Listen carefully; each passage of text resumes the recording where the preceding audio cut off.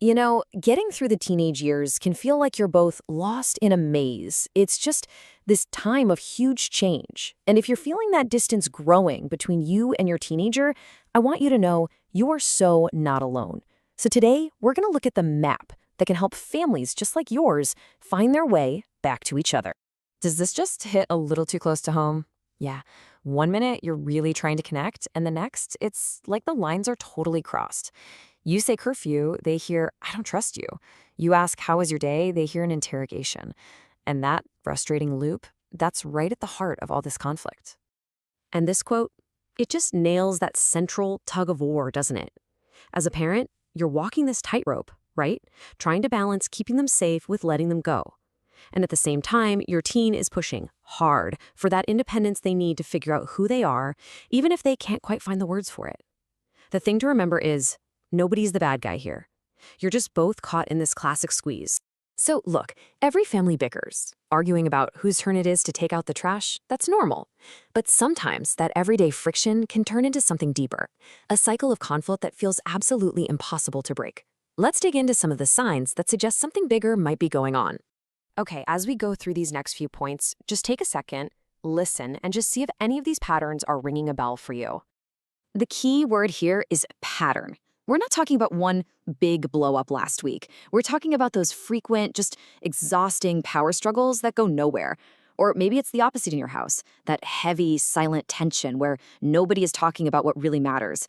These patterns can be about anything, really. Rules, peer pressure, identity, and it all just leaves parents feeling worried and totally stuck. And that's the thing. This tension doesn't just stay in a bubble between you and your teen. Oh no, it ripples out. It affects the other kids, it makes family dinners awkward, and it can turn your whole home, which should be your family's safe space, into a really stressful place to be for everyone. Okay, so if you saw your family in any of that, I want you to hear this. There is good news. There is a path forward. So now let's open up the toolbox and take a look at the actual practical methods that can help families start to rebuild that trust and connection. First up, you've got family therapy. The best way to think about this is like creating a neutral zone with a referee. It's a safe, structured space where a professional makes sure that everybody gets a chance to talk, and just as important, that everyone actually feels heard, sometimes for the first time in a really long time. It's all about swapping the shouting for real dialogue. Then there's a tool that's often really helpful for the teen, and it's called cognitive behavioral therapy, or CBT for short. And this isn't just about venting, it's about learning. It gives teens real, practical skills to spot those negative thought patterns, manage their stress, and build up their self-esteem from the inside out.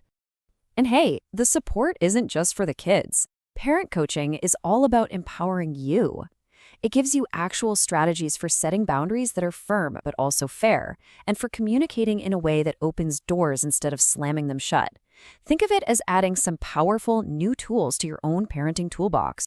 And finally, there's something called emotion-focused therapy.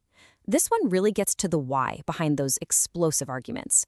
It helps both of you, parents and teens, figure out what deeper feelings are hiding under all that anger and frustration, so you can learn to say what you mean without the conversation just blowing up.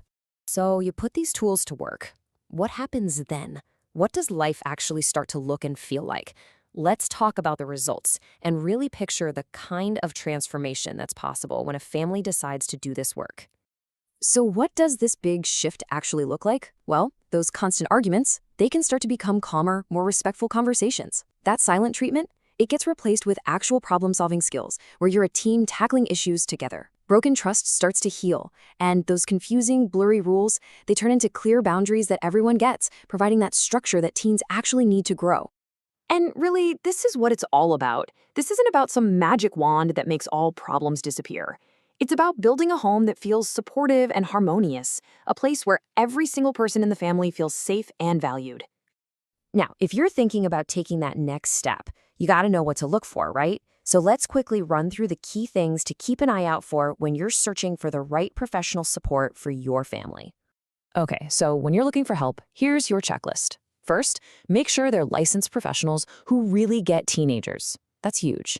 It's also absolutely crucial that it's a confidential, non-judgmental space, so your family feels safe enough to be honest.